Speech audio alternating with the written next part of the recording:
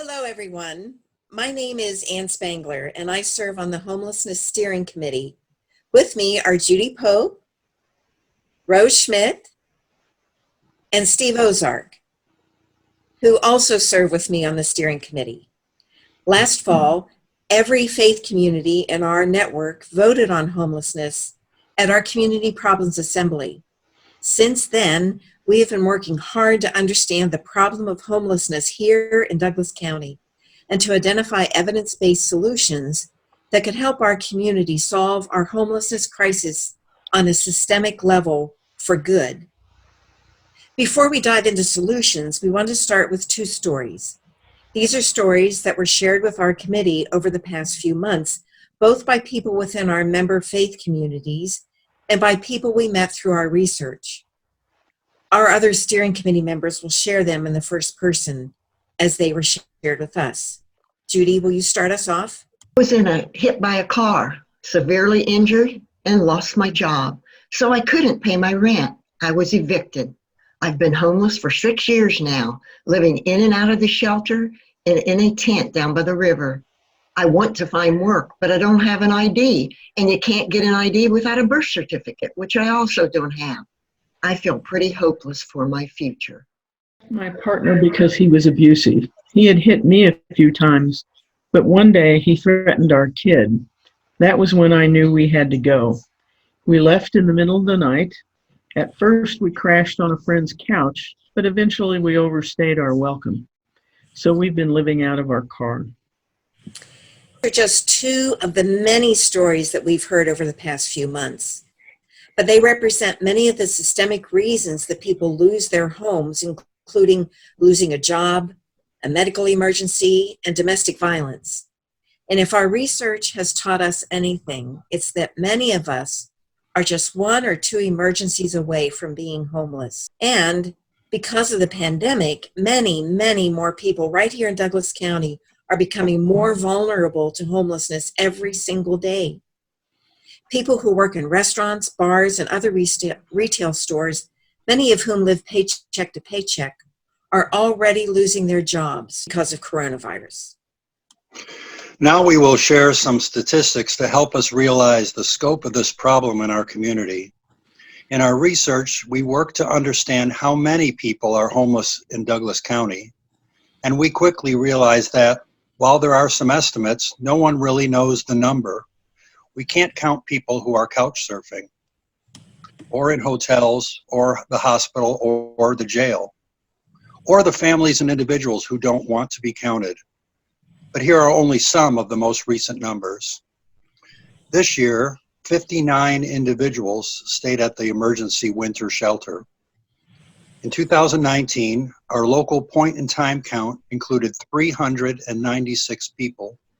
These are people who stayed in the Lawrence Community Shelter, cars, or were camping outdoors on a specific night in 2019.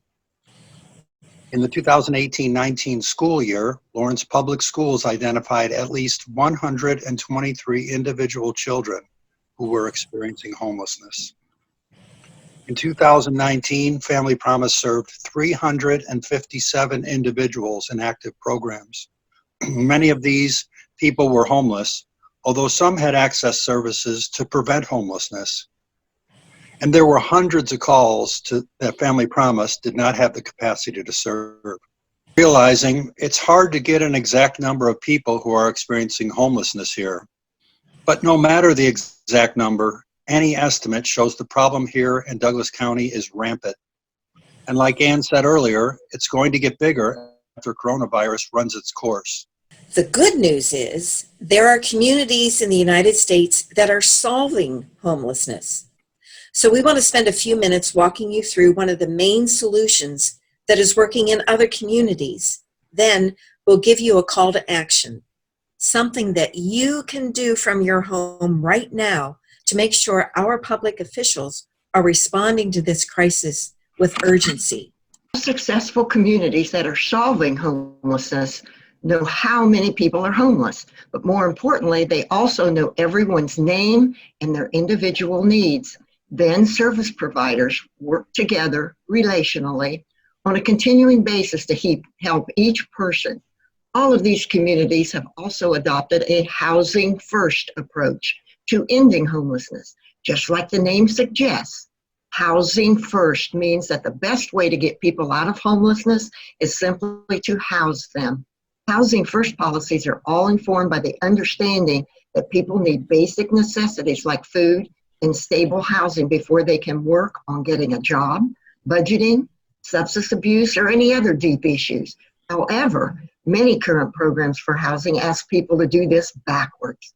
They ask people to find a job, to build up a savings account, or to get sober before they can qualify for housing. Also, people who have evictions, misdemeanors, or felonies on their record often aren't eligible to apply for housing. This creates a problem. Where are these people supposed to go? By creating more and more hoops for homeless folks to jump through to get housing, many of whom are already dealing with serious life-threatening problems, we are often excluding people from housing who really need it. Research shows that housing first communities are seeing people become housed and stay housed longer. In other words, the systemic change begins with policies that focus on long-term housing solutions for everyone instead of short-lived options or options that only house some populations. Other communities across the U.S. have made this systems change, are seeing their homeless population shrink as more people get housed and stay housed. Success rates for housing first programs range from 75 to 98%. Plus, Housing First saves communities money. When people are housed, they are less likely to use emergency services, hospitals, and jails. They also, quite obviously, aren't staying at our shelters. One study showed us that Housing First programs can cost up to $23,000 less per person per year than housing that same person in a shelter. There's a lot that our community could do to end homelessness. But in light of this global crisis, we want to focus on what can work to get people housed and save lives in our community right now, while also making a systemic shift in our community from managing homelessness to solving it. Right now, their top priority is getting as many people off the streets and out of the shelters as quickly as possible. Both the streets and shelters are some of the worst places to be during an outbreak of a highly contagious virus. That's because people living in shelters live in very close quarters, and so they cannot properly practice social distancing. And people on the streets will not be quarantined and could contract it or spread the virus. We, alongside our shelter providers, want as many people as possible from the shelters to move into housing that could end up being a permanent solution for them, not just a makeshift plan like a hotel. This will help everyone. The people who get into housing will be able to self-quarantine, and with lower numbers of people in our shelters, our providers can make their facilities safer. The folks our service providers want to help are employed and would have a good chance of staying in their new housing successfully, long term, if they just got a little bit of help up front. Our service providers estimate that they'd need less than $150,000 to help with moving these folks into permanent housing. There are two main issues standing in the way. One, enough money to give 3 months of rental assistance plus a security deposit to those households. And two, enough landlords who would be willing to rent to them. Eventually, our community might have more federal funds to help with getting folks off the street and out of the shelters and into housing. But in the context of a coronavirus, we know that every day matters. How fast someone gets out of the shelter into housing could mean the difference between life and death. And the faster that our community commits to being a housing first community, the faster our homeless population will shrink long term. Now, Bert Nash has received $50,000 from the state to help with quickly housing unsheltered people. The county has matched this with a $50,000 commitment. We spoke with Vice Mayor Finkeldye on Saturday, and he told us that he is doing everything he can to find city funding to get those families housed quickly. And so, for our first call to action tonight, we need you to reach out to our mayor and city commissioners and ask them to work with the vice mayor to do everything in their power to find funding as soon as possible so that we can get our neighbors rehoused quickly. Would help save lives right now. It would help allow folks who are getting into housing to self-isolate, and it would help allow for more space in the shelters so guests could practice social distancing and set up isolation spaces as needed. This action would cost less than putting folks up in temporary units like a hotel. And it would be a huge step for us towards adopting a system of change, using a housing first strategy towards ending homelessness in Douglas County. Again, the return on investment for putting all people in long-term housing is that people experience better and more long-term outcomes. Plus, we create massive cost savings when there is less pressure on our local systems to constantly provide temporary solutions.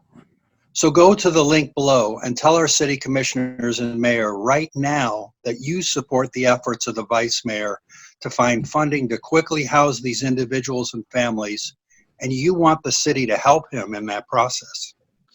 Steve covered step one. The next step we can take tonight is for landlords to step up and offer to rent their vacant properties to these folks who need housing. If you are a landlord, or if you know any landlords, please get out your phone right now and text landlord to the following number, 202-410-4202.